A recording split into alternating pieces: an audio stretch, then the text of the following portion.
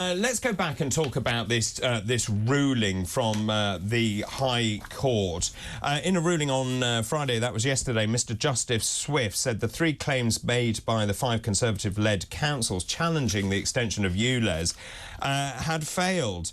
The London Mayor said he intended to press ahead with extending the road charging scheme after the judgment was handed down. And this is Sadiq Khan's response when that judgment was handed down. Well, I think the judgment today is good news for London. It means we can make greater progress cleaning up the air in outer London from August the 29th. Look, the decision to expand the Ultra Low Emission Zone was a difficult one, not one I took lightly, but it's the right one because it's vital we make more progress cleaning up the air in our city. It's a fact that air pollution in our city leads to around 4,000 premature deaths a year, leads to children having stunted lungs forever, and adults with a whole host of health issues from asthma to cancer, dementia to heart disease. It may well be a fact, but I'm not sure all his facts add up. We'll be talking more about that in just a minute. I'm going to be joined now by Bob Bull, Chairman of the Alliance of British Drivers. Good morning to you.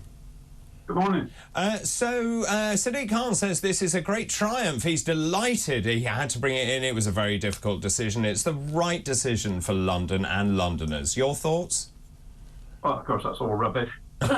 Basically, I think the actual decision, it was just about process, and it doesn't actually change the fact that the majority of people that it's going to affect voted against it. And also it shows again, or brings to light again, the lies of Khan in the sense that he said he wouldn't increase the ULEZ zone if it was against public opinion, and 73% voted against it, and he's doing it anyway. I mean, he's a classic left-wing dictator. Well, I mean, that's a really interesting point, and there was a lot spoken about this. The fact that actually he chose his data very carefully, actually. The Transport for London essentially based their calculations on 106 number plate reading cameras. They ignored evidence from 1,500 cameras. So essentially they came up with a hypothesis saying, actually, if we introduce or expand ULEZ, therefore the air quality will be cleaner. And then they cherry-picked their evidence to basically prop up that argument. And the reason I said what I did at the beginning is fine. I think everyone wants clean air, but actually there are lots of reasons why we see respiratory diseases and so on. I think there is a very good case to say that this is about Sadiq Khan flexing his mayoral muscle. Absolutely, and of course he's got a massive deficit. He's got a £150 million budget against the motorists, and he's determined to use it and make them pay. I mean, one of the other things that people are saying that actually introducing this ULEZ or expanding the ULEZ doesn't clean up the air, because if you've got an older polluting vehicle and your scrappage scheme gives you 2,000 quid, you can't afford actually to scrap your car, so you're basically paying money to pollute. Yeah, and I mean, of course, the other thing is it's like the air is stationary above the border between these various zones. It doesn't drift in and out, you know, there's no wind to blow anything around. So the whole thing's really a farce, and it's just a money collection device for, unfortunately, people who are the lesser well off, and particularly at the current time of economic problems for a lot of people, it's a very, very bad decision. Well, let's hear something else that the Mayor said. He claimed the ULEZ expansion would make a huge improvement to millions of Londoners.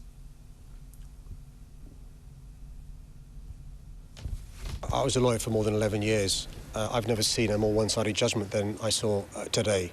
But the issue isn't about, you know, the judgment. The issue is about how we can support Londoners, make the transition to having a city which has cleaner air. We've already improved the air for 4 million Londoners, a reduction of almost 50% of toxicity in central London, a further reduction of 21% in inner London. But we know in outer London, where 5 million Londoners live, the air is the worst. We know, for example, that the 10 boroughs with the largest number of premature deaths are all in outer London, and that's why we want to expand this scheme to support more Londoners. For me, clean air isn't a privilege, it's a human right. We won't put up with dirty water. Why dirty air? So, Bob, let me just ask you about that, because this was very one-sided. It's about, I'm right, I told you I was right. But actually, it impoverishes people. So people, as you rightly say, you talked about wind, for example. Those people living outside the ULEZ zone, those people outside the M25, who have to maybe take their children to school by crossing the M25. Or, indeed, if you are a carpenter, a plumber, an electrician, and you have an older van and you have to go and do work within the M25, you're going to get clobbered. Yeah, and I mean that's the problem. That's the problem. It is very much the people who, for whatever circumstances, can't really afford to make the change to a more modern car or a cleaner car. But in any case, the numbers that he uses, like the 4,000. I mean, there's no real proof of that. That's a number he's picked up from some weird and wonderful test that people have done, and the evidence is not really there when you delve into it. No, well, sorry, carry on. The real issue is that it's totally undemocratic. You know, he said he wouldn't do this. People voted for him because he said he wouldn't do it, and then he does it. Yes. It's classic left-wing dictatorial way of running something. Let me bring Dr. Renier in. Let's talk about those figures, because I said those figures don't add up. No, so there's actually no factual evidence that 4,000 people a year die of lung disease because of pollution. It's a fact he uses all of the time, and I say fact in inverted commas. There has sadly been one child, and the coroner said that the air quality contributed to her death. She died from asthma, but air quality contributed. But that's the only fact in this. There is some evidence that if people live in built-up areas, it may shorten their lives by 1 to 2 weeks.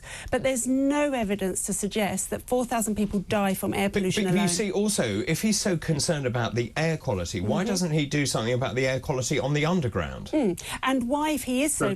If he actually thinks that we are killing 4,000 people a year because of this, why are we still allowed to do it if we pay? Surely we can't pay to kill people. And well, that's right, Bob, isn't it? And what is your association? This is the Alliance of British Drivers. What are they saying about this ruling?